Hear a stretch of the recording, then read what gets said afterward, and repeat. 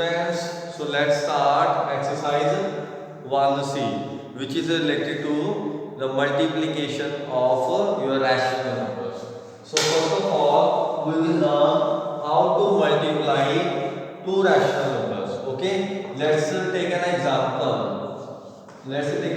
First rational number is 3 and second rational number is 6 upon 3 or 6.2 or 5. You can take any number because it is example. So the question is how to multiply two rational numbers. Simply what you will do? Simply multiply numerator into numerator. 3 into 6 divided by 8 into 5. This is the rule. Numerator will multiply with numerator. Denominator will multiply with the denominator. So if there is cutting, you can do it. If there is no cutting, then simply multiply. 6 3 is 18, 8 5 is 40. So this is your answer. As they are cutting on a table of 2, you can cut here also. So 9, 20. So answer is 9 upon 20 is the proper fraction. So this is the answer. Next example you can take if it is a negative number. Okay, suppose it is a negative. One time negative is there. Simply answer will remain same because it is going on a table of 2. It is going on a table of 2. So answer will remain same 9.20, but 1 minus sign will come 1 times. So it means minus 9.20 is the answer. Let's take another example. 3.8 is multiplied with 5. When there is nothing, you put 1. Okay? So now multiply 15 upon 8 is the answer. Suppose next number is you have to multiply with 0. Then simply anything multiplied with 0 is 0. Because 0 into 3 is 0 upon 8. 0 upon 8 is also a 0. So this is the answer. So I think you have cleared how to do these type of questions. Now we will solve the book exercise. So in first exercise, these are some of the questions, first 3 parts. So we have to multiply. So first of all, write down this. By you will write multiply because it is a question of multiplying. So now simple multiply. 3 into 5 is 15. And 7 into 11 is 77. As there is no cutting from upside and downside, so this is the answer. Okay, now minus 19 upon 18 multiply by 6 upon 7. 7 is not going 6 18 पे जा रहा है, तो 6 1 is 6, 6 3 is 18. Okay, now simply multiply 19 into 1 minus 19 upon 21. This is the answer. Third part is same. 2 by 3 into minus 9 upon 4. Cutting is possible. ऊपर नीचे cutting होने 2 1 is 2, 2 2 is 4, 3 1 is 3, 3 3 is 9. Whatever the numbers are left, simply multiply it. 1 into minus 3 minus 3. 1 into 2, 2. So this is the answer. Rest 3 parts you can solve it yourself, right? So this is the second question, first part. In this question, we have to apply Bodmas rule, okay? Because all operations are there, no divide is not there, only plus and multiply. So first of all, we will solve this bracket. If there is cutting, we will do cutting. If there is no, then we will simply multiply. So it is cutting 9 1 is 9, 9 3 is 27, and 2 1 is 2, 2 8 is 16. So minus 1 into 3 minus 3 upon 1 into minus 8 minus 8 plus no cutting minus 5 upon 6. यहाँ तक आ गए. Now minus minus will become plus. So it is 3 upon 8 minus into plus minus 5 upon 6. Now 8 and 6 denominators are different. We have to make it same by taking LCM. We know LCM of 6 and 8 is larger one 8 नहीं जा रहा, okay 8 2 जा 16, 16 पे 6 नहीं जा रहा, 8 3 जा 24, दोनों जा रहे हैं, so it mean 24 is the LCM, right. आप चाहे इस मेथड से कर लो, you will get same answer, okay.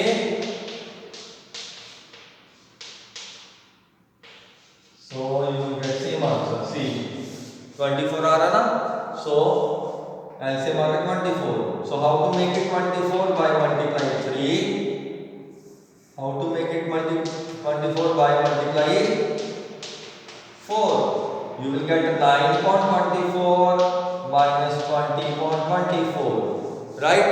Now simply do the subtraction, it is minus 11.24 is the answer of this question. So second part you can try it yourself, there are only 2 parts, so second part try it to yourself. Now third question है, we have to fill in the blanks. Filling the blanks means whatever the number which is not given in the right hand side, you have to see the both sides. So first part है minus 13.17 multiplied by 11.15 is equal to 11.15 plus dash. ये question है simple, तो you have to see both. ये यहाँ पे है, okay done, क्या नहीं है minus 13.17 नहीं है, तो ये ही आंसर है, तो डैश पे वही आ जाएगा, ओके। तो similarly you can do the second, third and fourth part also, because they are जो है उनको टिक कर लो, ये इधर ये इधर ये इक्वल टू सेंटर में है, ये लेफ्ट हैंड साइड है, ये राइट हैंड साइड है, तो आपने स्पेशली देखना है कि जो पार्ट नहीं है वो दिख देना, बस समझ गए। मैं आपको सिंपल एग्जांपल देता हूँ, 3 plus dash is equal to 6 plus 3, तो 3 इधर भी है इधर भी है, मतलब इधर क्या आएगा 6 आएगा, तो ऐसी क्वेश्चन है। So now fourth question is we have to name the property of the multiplication, okay. Now the fourth question is this is the question related to the properties of the rational numbers. So this is very important to learn the property. So see the first part, this into this ये अब उल्टा हो गया है ना, तो you can say that a into b is equal to b into a, यही case हो रहा है ना। ऐसी प्रॉपर्टी को कहते हैं कम्यूटेटिव प्रॉपर्टी। वही नो कि आंसर तो सेम ही आना है, चाहे इसको इससे मल्टीप्लाई कर लो चाहे इसको इससे मल्टीप्लाई कर लो, आपका आंसर तो सेम ही आना है, तो that's why it is called commutative property, okay. Commutative property of multiplication, ये मल्टीप्लिकेशन के अंडर है सारी प्रॉपर्टीज। नेक्स्ट देखो ध्यान से, ये भी मल्टीप्लाई हो जाएगी दो numbers, these are also multiplied, but there are 3 numbers on left hand side and 3 numbers on right hand side, है वही है, बस पहले इन दोनों को मल्टीप्लाई किया, फिर इससे मल्टीप्लाई करना है, फिर लास्ट 2 को मल्टीप्लाई करके इससे मल्टीप्लाई करना है, मतलब आंसर तो सेम ही आएगा दोनों का, क्योंकि नंबर्स तो सेम ही है। तो इस प्रॉपर्टी को बोलते हैं एसोसिएटिव प्रॉपर्टी, एसोसिएटिव प्रॉपर्टी, ये ध्यान से समझ लो। जिसमें 3 नंबर्स हो एसोसिएटिव प्रॉपर्टी, जिसमें 2 नंबर्स हो उसमें कम्यूटेटिव प्रॉपर्टी, हो गया ना।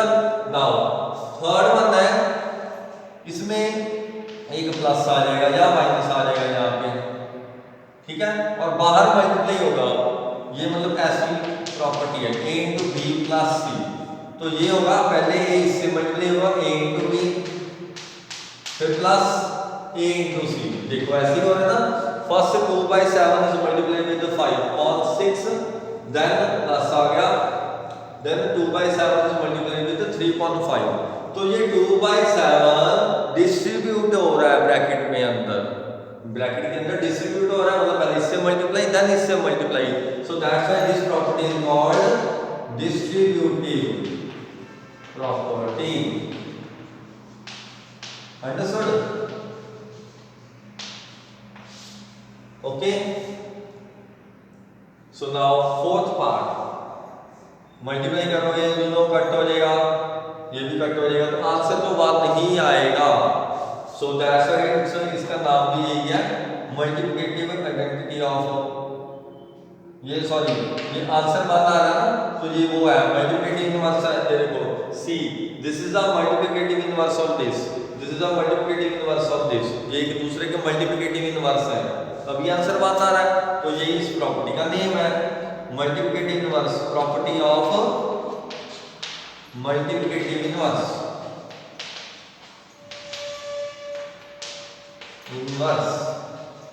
ओके। नेक्स्ट क्वेश्चन देखिए, इसका नाम क्या होगा, इंटू वन तो आंसर तो वही आएगा, पता ही है, any number is multiplied with 1 तो आंसर तो नंबर इटसेल्फ ही आएगा। सो यू कैन से multiplicative property of 1, multiplicative property of 1, okay.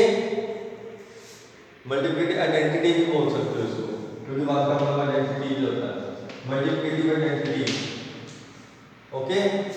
Next है 0, ये तो पता ही है, any number is multiplied with 0 the answer is remain 0, so multiplicative identity of 0, multiplicative property बोल सकते हो आप इसको, multiplicative property of 0। So main यही है आपके चैप्टर में, सो सारी की सारी डिस्कस होगी इस क्वेश्चन के अंदर, okay. So now fifth question is find the multiplicative inverse. Multiplicative inverse मतलब reciprocal of a number, reciprocal मतलब जो भी नंबर है उसका बस रेसिप्रोकल कर दो, न्यूमिनेटर डिनोमिनेटर बना दो, डिनोमिनेटर न्यूमिनेटर बना दो, you will get the multiplicative inverse. तो आपने इसको ऐसे लिखना है, multiplicative inverse of 11/13 is equal to 13/11, मतलब इसको किससे मल्टीप्लाई करें so that your answer is 1, तो नेचुरली इसके रेसिप्रोकल के साथ। तो आप मल्टीप्लिकेटिव इनवर्स की एक याद रख लो, क्या है, रेसिप्रोकल ऑफ नंबर, ये नोट लिख लो, मतलब जहां भी मल्टीप्लिकेटिव इनवर्स आ गया तो आपने उसका रेसिप्रोकल करना है, that's it, okay. So similarly second part का आंसर क्या होगा, उसको शॉर्ट फॉर्म में लिख देता हूं मैं, एक चीज याद रखो, पहले मानते हैं minus will never goes down, denominator में माइनस नहीं जाएगा, इट विल रिमेन, तो आंसर आ गया -19/15, ओके। और 16 का मल्टीप्लिकेटिव इनवर्स होगा 1/16, because when there is nothing so when it is always 1 at the denominator। Next है 7, -7, तो इसको पहले 1/7 लिख लो, 7/1 सॉरी, देन मल्टीप्लिकेटिव इनवर्स हो जाएगा इसका -7/1 का -1/7, दिस इज आंसर। तो 1 के नीचे पहले 1 लिख लो, अब 1 का रेसिप्रोकल तो 1 ही होगा, तो multiplicative inverse of 1 is 1/1, that is 1, मतलब 1 का मल्टीप्लिकेटिव इनवर्स 1 ही होता है, सेम, ओके। नेक्स्ट पार्ट ये रहा 0.5, multiplicative inverse of 0.5 is 5/0। Now 5/0 is possible, पहले तो ये सोचो 5/0 मीन 5 को 0 के साथ डिवाइड कर रहे हो आप, तो is there any number by which you will multiply with 0 and you will get 5? No, there is no number, so answer is not defined, answer is not defined, क्योंकि ऐसा कोई नंबर ही नहीं है जिसको 0 से मल्टीप्लाई करूं और you will get 5, so this is the answer, not defined, right? Okay, so next question is, sixth question is verify that left hand side is equal to right hand side or not। अगर answer same हो गया आ गया तो write down left hand side is equal to right hand side. Okay, let's see. First of all we will solve left hand side. 2.5 into minus 7.6 cutting हो रही है. Yes, तो आंसर आ गया -1 into -7 -7, 5 into 3 15. तो लेफ्ट हैंड साइड का answer आ गया -7/15. नाउ सीधा राइट हैंड साइड. वैसे तो कॉम्बिनेटिव प्रॉपर्टी लग रही है, साफ ही दिख रहा है, तो आंसर तो सेम ही आएगा. इसका भी ये जो आंसर आ गया -7/15. So hence it is verified that left hand side is equal to right hand side. Next question 3 numbers आगे साफ दिख रहा है, एसोसिएटिव प्रॉपर्टी लग रही है, तो इक्वल ही आएंगे.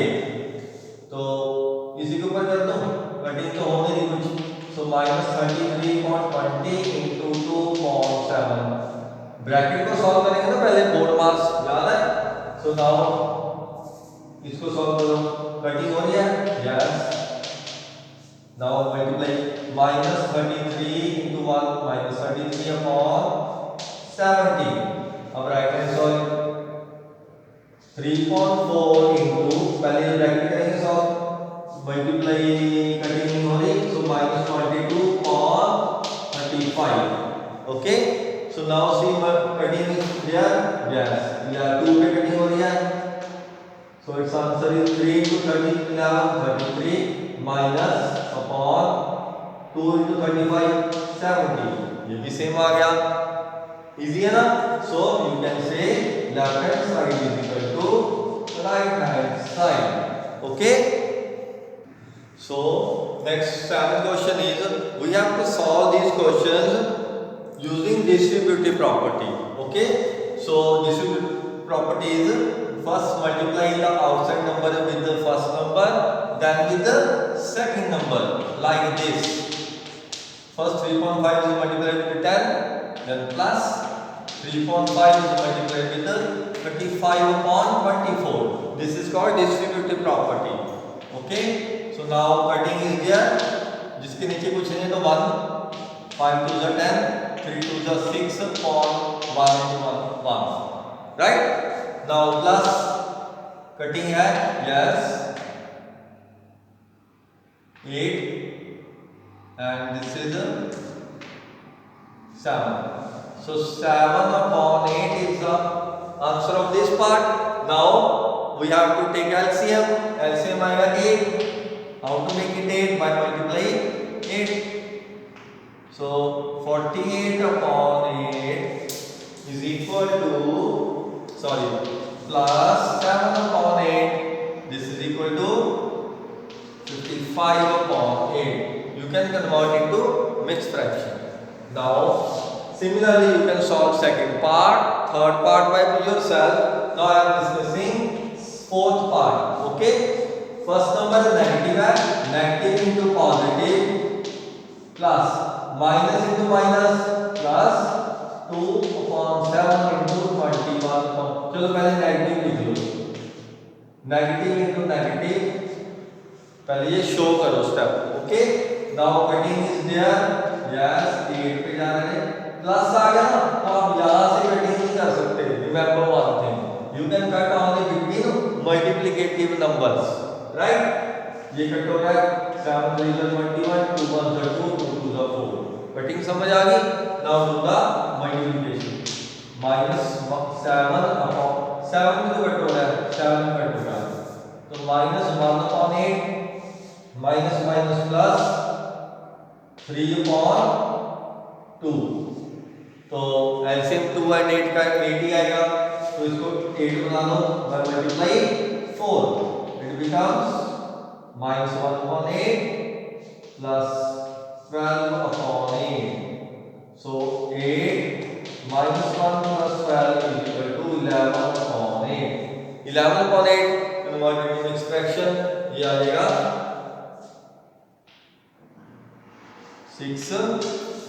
6 के बाद 7. Yes, 7 upon 8.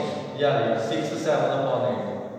ओके, करके देख लो. ये आएगा, ये आ जाएगा आपका 3.8. Okay, so this is the answer. So next question is your eighth question. Eighth question में है Mrs. Khosla purchased 2.5 kg of mangoes at the rate of rupees 25 per kg.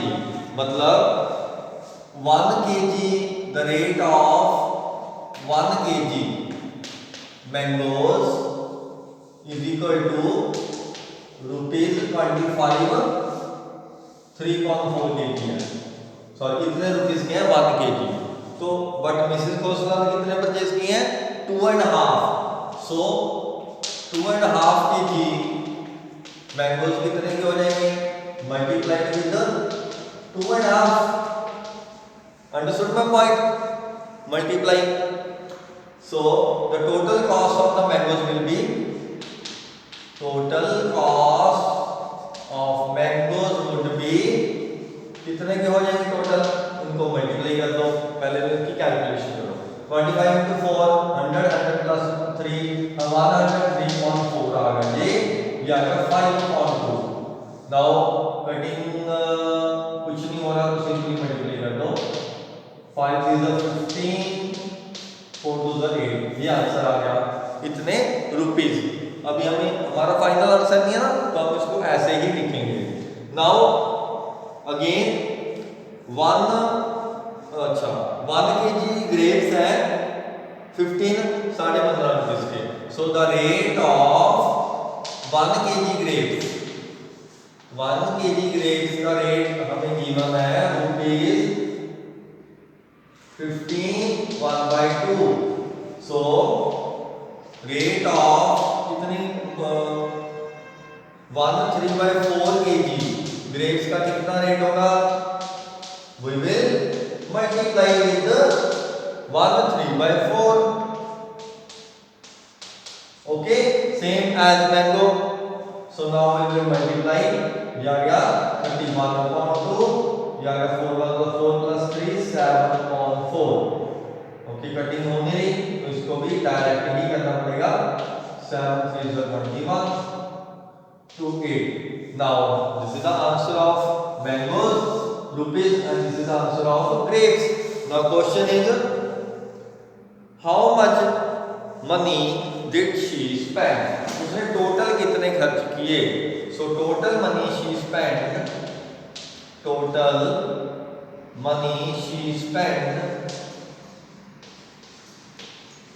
is equal to कितने spend होंगे 505/8 plus 217/8. दोनों को plus कर दो. So we will do the calculation here. सो दोनों को प्लस कर दो. 217 प्लस 515 732/8 आ गया. इसको 8 से डिवाइड कर दो. You will get the proper answer. 8 1 8.5. ये आंसर आ गया 91.5 rupees. Okay, understood. So now discuss the ninth question. Question है a man had 90 rupees with him. So total money is given is equal to rupees 90. ये लिख दो. After that he bought 2.5 dozen eggs at 22 3.4 per dozen. It means we have given the rate of 1 dozen eggs is equal to 1 dozen egg के rate कितने given है हमें rupees 22 3.4. ये इतने rupees given है एक डजन के. मैंने कितने बाउट किए 2.5. So the rate of 2.5 dozen eggs का कितना रेट हो जाएगा. we will multiply with 2.5 जो हमारा इतने रुपीस ये मान क्या है. if you multiply with 2.5 you will get the total cost of eggs. so 22 को साइड में कर लेते हैं. 22 3.4 इसको कैलकुलेशन है. ये तो 88 plus 3 91.4 into ये आ गया 5.2. ओके, इसकी कैलकुलेशन कर लेते हैं. कटिंग तो होने नहीं, सिंपली मल्टीप्लाई।